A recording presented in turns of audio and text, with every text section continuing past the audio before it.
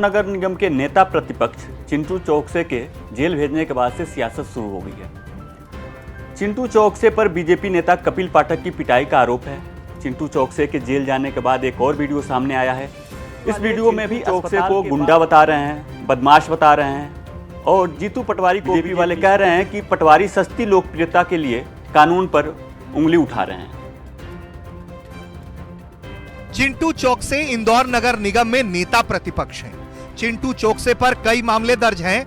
इन मामलों में थाना ग्वालटोली में आईपीसी की धारा 324, 294, 506, थाना छोटी ग्वालटोली में ही आईपीसी की धारा 323, 294, 506, 34, थाना हीरानगर में आईपीसी की धारा 341, 294, 324, 506 और 34। इसके अलावा SC/ST एक्ट छोटी ग्वालटोली थाना में आईपीसी की धारा 451, 323, छोटी ग्वालटोली थाना में ही आईपीसी की धारा 506, हीरानगर थाने में आईपीसी की धारा 294, 323, 506, 34, हीरानगर थाने में ही एक और मामले में आईपीसी की धारा 128, 34, हीरानगर थाने में एक और मामला जिसमें आईपीसी की धारा 294, 352, 506 और 34, MG रोड थाने में आईपीसी की धारा 341, 34, रावाजी बाजार थाने में आईपीसी की धारा 147, 149, 353 और हीरानगर थाने में BNS की धारा 109, 296, 351/2, 115/2, 333, 324/4, 191/2, 191/3 और 190 के तहत केस दर्ज है। आप इस पे चिंता कीजिए कि कांग्रेस का एक समय इंदौर शहर में चेहरा होते थे राम नारायण तिवारी, गंगाराम तिवारी, ललित जैन, चंद्रप्रभात शेखर, यज्ञदत्त शर्मा और अब आपके चेहरे कौन है? शराब माफिया, अपराधी, गुंडे। और ये लोगों की आप तरफदारी कर रहे हो। फिर क्यों ना हो, आपकी विधानसभा में और आपके परिवार में भी कई अपराधी खुलेआम घूम रहे हैं गंभीर धाराओं पे मुकदमे दर्ज होने के बाद। और खुद में हो तो बुराई जमाने में नजर आती है। बीजेपी के आरोपों को कांग्रेस ने सिरे से खारिज किया है। कांग्रेस का दावा है कि बीजेपी जिन मामलों की बात कर रही है वो राजनीतिक साजिश के तहत दर्ज कराई गई है।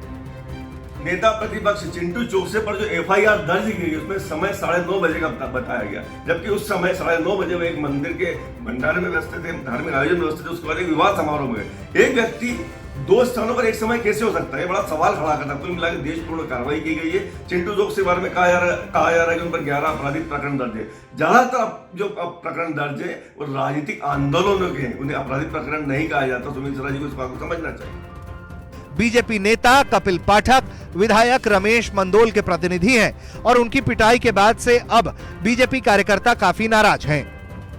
वैसे ये कोई पहला मामला नहीं है जब चिंटू चौकसे का नाम इस तरह से मारपीट में सामने आया है।